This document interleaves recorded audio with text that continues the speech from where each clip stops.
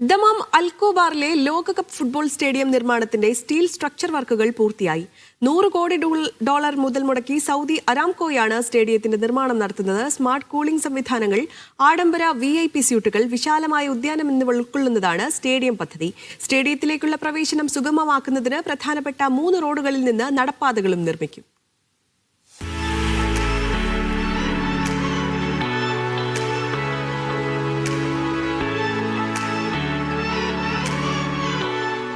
Al Khobar sports സിറ്റിയിൽ പുരോഗമിക്കുന്ന ലോകകപ്പ് സ്റ്റേഡിയത്തിന്റെ നിർമ്മാണം അന്തിമഘട്ടത്തിലേക്ക് കടന്നു. സൗദി അരാംകോ നിർമ്മിക്കുന്ന കായികാസ്ഥാനത്തിന്റെ സ്റ്റീൽ സ്ട്രക്ചർ വർക്കുകൾ പൂർത്തിയായി. $100 കോടി മുതൽ മുടക്കിൽ സൗദി അരാംകോയാണ് സ്റ്റേഡിയം ഒരുക്കുന്നത്. സ്മാർട്ട് കൂളിംഗ് സംവിധാനങ്ങൾ, അംഗപരിമിതർക്കുള്ള പ്രത്യേക സൗകര്യങ്ങൾ, ആഡംബര VIP സ്യൂട്ടുകൾ, പ്രകൃതി സൗഹൃദ നിർമ്മാണവും ഉദ്യാനവും തുടങ്ങി നിരവധി സൗകര്യങ്ങളും സംവിധാനങ്ങളും സ്റ്റേഡിയത്തിന്റെ പ്രത്യേകതയാണ്.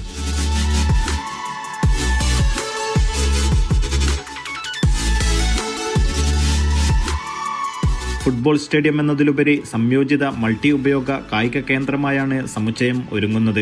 സ്റ്റേഡിയത്തിലേക്കുള്ള പ്രവേശനം സുഗമമാക്കുന്നതിന് പ്രധാനപ്പെട്ട 3 റോഡുകളിൽ നിന്നും ഓവർ ബ്രിഡ്ജുകളും നിർമ്മിക്കും.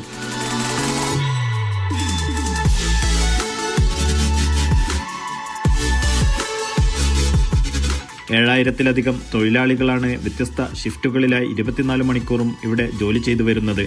2034 ലോകകപ്പിനു പുറമെ 2027 ഏഷ്യ കപ്പ് മത്സരങ്ങൾ നടക്കുന്ന പ്രധാന വേദികളിലൊന്നുകൂടിയാണ് ഇത്.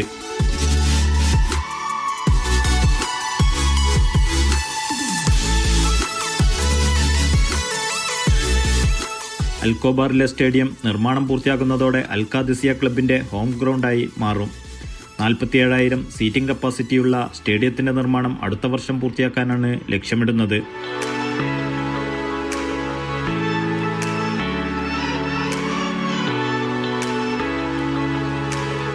Naushad റിക്കൂർ, media 1, Dammam.